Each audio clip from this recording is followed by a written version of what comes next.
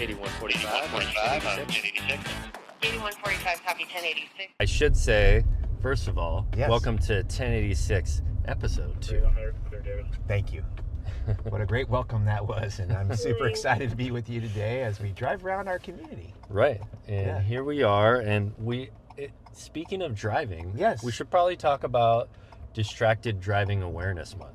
Yeah, that's a very important topic, and Jerem, we've talked about this many times, but I think the most emails I receive, maybe on a weekly basis, if not daily, is about traffic concerns. And so how appropriate to be discussing that today as well as throughout the year. What are we doing to work on that as far as sure. traffic enforcement? I think the people want to know what are you doing to address the concern of traffic enforcement? Well, I want to make sure that our community knows that, first of all, we've not stopped doing traffic enforcement. Like, that continues. And now what we're seeing with that staffing coming back, that we're able to actually take people and assign them to that work during a shift where we wouldn't normally get to do that when we were at minimums. Just wanted to point out that we're on 182nd Avenue, and we had a couple of traffic fatalities, and in particular our swing shift did a couple of focused over with the whole shift-wide focus on traffic enforcement on 182nd to get people to slow down and then also pay more attention. Yeah. So it was great work that they're doing. And so that's just one of those things that a shift can do, even if they're working patrol. 100%. Let's hear a little bit from Sergeant Walker and Sergeant Fagan about the police department's role in Ceasefire. So, I'm Sergeant Matt Fagan with the Gresham Police Department. I've been working in the city of Gresham since 2003. And I'm here with Sergeant Tommy Walker, who's second generation Gresham law enforcement. And we are part of the initial initiative into Gresham's partnership with the nationwide Ceasefire movement. And what that is essentially it's combining in a formal way the law enforcement and accountability aspect that the officers can provide as part of their sworn duties to hold people accountable to not violating the law, keeping people safe, and then because we recognize that we cannot arrest ourselves out of any kind of problem, we partner with other community-based organizations and the city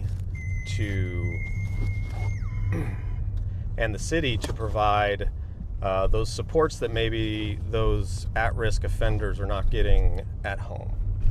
So they're providing mentorship, they're providing drug addiction counseling, they're providing anger management and emotional regulation counseling.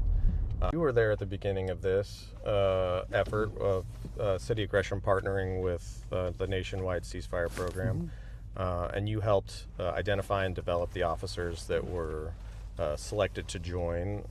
What's your take on maybe why they joined and what they're getting out of this partnership? Well, I mean, I think that Ceasefire kind of takes more of a holistic approach to dealing with this problem, and we selected officers who were proactive, that were high drive, and really took initiative. A lot of them are coming in outside of their normal hours, and they're writing search warrants and putting in a lot of extra work. You were involved in a investigation involving a carjacking and a setup robbery that involved some of our folks. Do you want to talk about that a little bit? And how Ceasefire impacted that? Yeah, so that night I was actually working normal patrol operations, but basically heard that there was a carjacking, came out over the radio, officers got involved into a pursuit, which went into Portland, vehicle crashed, a bunch of people ran. Because it started out in the city of Gresham, we went out into basically central downtown Portland and took over the investigation. We got a ton of evidence. We recovered weapons from the car, a bunch of physical evidence, and we were really able to kind of see that whole thing through. But at the end of it, there was one individual, he's a juvenile, who we ended up contacting later on. after his contact with law enforcement, we got him, at this point, he's been reunited with some family members. We've been able to kind of divert him out of the criminal justice system. There was another individual that was part of that had some other jeopardy going on. And at this point, he's actually serving a prison sentence. But there were a couple other people associated with this that definitely played a role, you know, in the situation, but not as significant of a role. Both of them have gotten probation.